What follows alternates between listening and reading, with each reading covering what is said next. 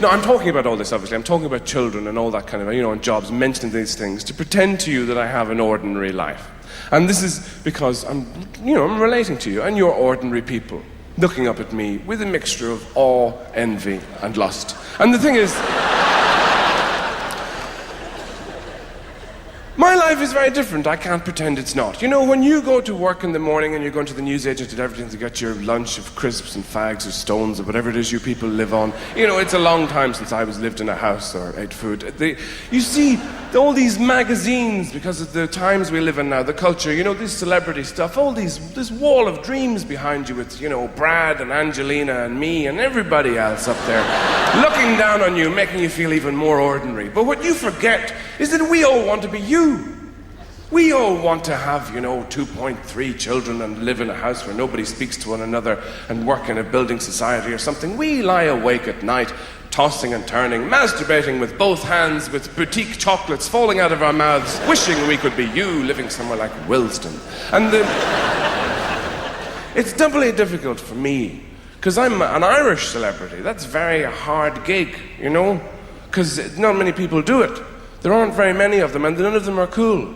You look at Geldof or Bono or anything, they can't do cool. You put, Bowie or Lou Reed on the cover of Time magazine, of course they look cool, because they can do all that stuff, all those looks. The ones that say, I don't even know you're there, but if I did, I'd ignore you. I'm having people flown in from other galaxies just to come and scratch me. You can't do that if you're Irish, because you have the face, and an Irish face always looks like it's been told two very important pieces of information at the same time. At one shoulder, somebody's just run up and said, you've just won 100,000,000 pounds and loads of stuff. And at the other shoulder, somebody's just whispered in their ear, but you only have 3 minutes to live. That's why everybody looks like this.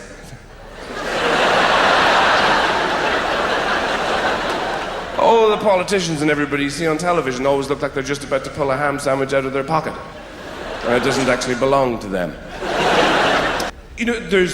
Where else? This is the new world, and the other part of the new world is America. People think that's got a lot of promise. Still, even though we're all a bit funny about Americans now, a bit, I think the reason that happened, all that bad feeling about America, is apart from everything that they've done. It's because American stupid people sound stupider than every other kind of stupid person. Some people are just thick, but you put up with them. But Americans are annoying when they're thick, because they say, well, if they're talking about one of those terrible incidents that happen every other day in America, they say, well, I was there, and the guy came in, and he had, like, a gun, and he was, like, shooting, and everybody else was totally dead. And it sounds a little divorced from reality somehow.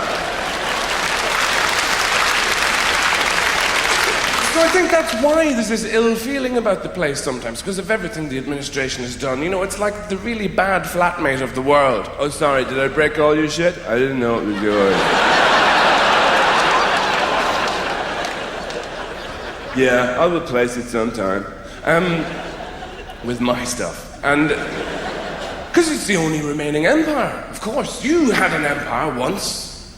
Britain had a great empire, and impressively commandeered and sequestered from the rest of the world. With great style. You just marched in and said, you and you, fuck off, we're having tiffin. And everybody sort of went, oh, right, I'm going to be off now, that's fine. And it took centuries for people to go, hang on a minute.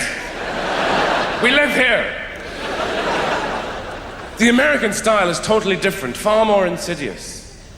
This empire is run on a totally different basis. What America does is it has a nosy in some place, some war-torn, fucked-up place, and that looks for oil or chocolate or whatever it wants.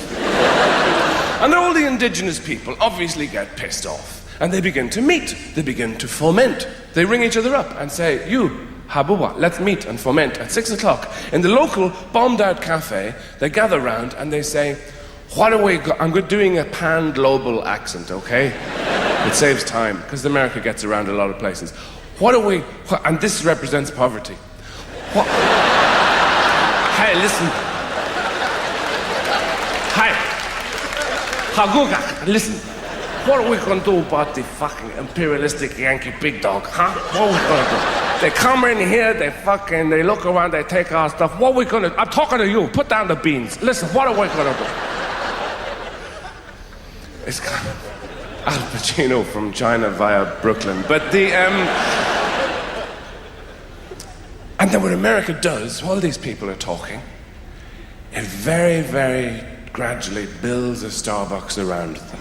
And then they all become addicted to latte and they lose the will to rebel. And then they turn into Americans. After a couple of weeks, the kind of people who come up to me and say, "Hi, I'm Irish. My grandmother was an O'Flaherty, did you know her?" I always say, yes, I did. But then again, everybody did. Now that's a particular kind of American, obviously, the kind of Americans you see in Europe, who often, for some reason, seem to be very generously proportioned. And you see them in museums, blocking up the exhibits, going, "What is this? Can we eat it? Where are we? Can we pee? And yet, when you go to America, you see that it's a very, very, because it's so competitive and everything, people are ultra-fashionable and very thin, really. I think the Americans you see in Europe are all the ones who stay in their apartments, get food piped in, and then they're just shipped out to Europe. But the ones over there, you see these amazing-looking people. They don't look real at all, these incredibly exiguous women. You know those people who look like they can't support the weight of their own teeth in their head? Stalking in and out of fashionable restaurants. I don't know what they do in there. Maybe they just rub pesto on their legs or something. And you know, they look like they weigh as much as a photograph of themselves. And very fashion conscious. But people have this idea that it's still the promised land. You know, somewhere like California, which everything is fruitful and abundant. But Arnold Schwarzenegger is the governor of California. There's a perfectly ordinary English sentence. How did that happen?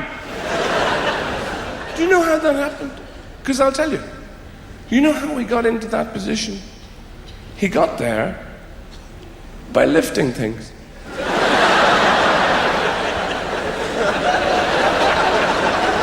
Now you and me, we avoid lifting things. It's unpleasant. Especially heavy things. Even a 5-year-old child knows this. They go, "Huh? No, fuck it, no. I'm going to put Lego up my arse. I'm not doing that, no. He took a different approach. He lifted the heavy, and you know, you lift something when you have to. Piano falls on Granny. You lift the piano. Because Granny has mixed feelings about the whole situation. Sunday lunch continues. He didn't do any of that. He went right over to the heavy thing and lifted it and put it back down and didn't move it anywhere. And then he lifted it again, hundreds of times, and said to the people who had stopped to observe this aberrant behavior, "Look how good I am at lifting the heavy thing in my underpants." Now that sounds a little dim. But it was they who said, "You're the man. You're the one we want to deal with immigration and water rates and taxes and all that kind of shit." Now, wait. What we need to know is, how bad was his predecessor at that job? You know, this must have been somebody who came to work covered in children's blood every morning.